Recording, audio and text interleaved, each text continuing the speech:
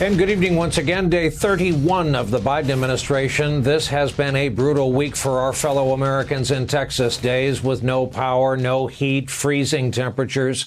Now the power crisis has turned into an escalating water crisis, threatening over 14 million people, or about half the state. As many have been forced to do in search of food during a pandemic, Texans are these days lining up at distribution sites to get whatever water they can. The storm that swept into Texas triggered all this. Make no mistake, however, man-made failures turned this into a crisis. Frozen pipes that later burst also meant no running water whatsoever. So many homes and apartments ruined.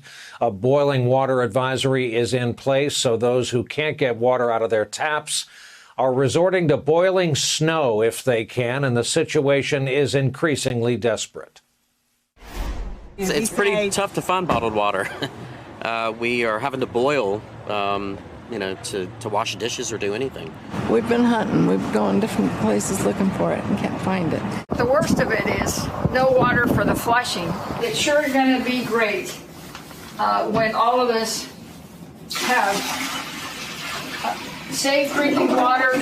We need water more than anything else. It is one plague after another. It's looking like at least several more days. We are so pleased to be joined by Judge Andy Brown. He presides over Travis County, Texas, which includes its normally wonderful capital city of Austin. Judge, let's start local. Tell me about your home, your family, your friends, how you've been faring.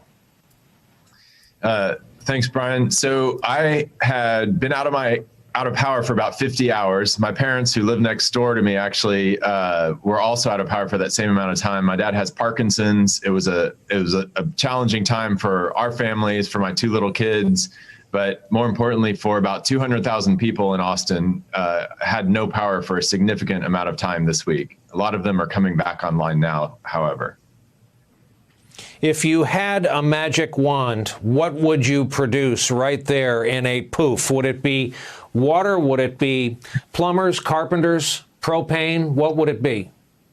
Right now, it would definitely be water, without a question, because there's still people here in Austin and Travis County that do not have water flowing through their pipes right now. We're all under a boil notice, so we're all supposed to boil water to be safe if we drink it, but there's kind of an unknown number of people in Austin, frankly, that don't have access to any water, and it's difficult for the water utility to put a number on that.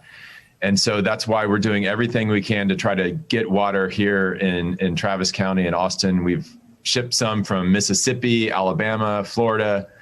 FEMA has sent some down from Fort Worth. It was quite an issue today. They sent a C-130 with some water in it today, and it actually almost got here earlier today, then had some mechanical issues, turned around, flew back to Fort Worth, landed. They fixed them, I suppose, and then it did finally land about an hour or two ago to unload some water here finally.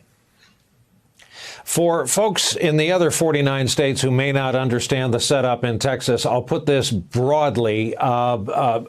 Elected judges are the leading local officials throughout most of the state, the kind of leading local politician. And if I have that right, from your perch, from your job description, how do you then turn this energy, this anger, this frustration, how big a voice will you have in that state as it does a kind of after-action report and looks at what about its standalone power grid failed 30 million residents?